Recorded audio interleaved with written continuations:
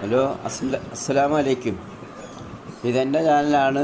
നിങ്ങൾ എന്നെ സ്നേഹിക്കുന്ന എല്ലാവരും ഇതിൽ സബ്സ്ക്രൈബ് ചെയ്യണം.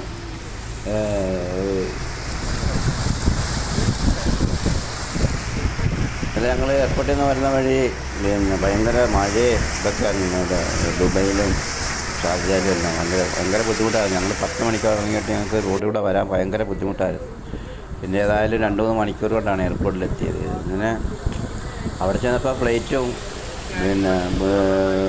ഇടാനുള്ള ഇതൊന്നുമില്ല. കാരണം അത്രയ്ക്ക് മഴയും കാറ്റുമായിട്ട് റൺവേ എല്ലാം വെള്ളത്തിലായിട്ട് മുങ്ങിക്കിടക്കുമായിരുന്നു.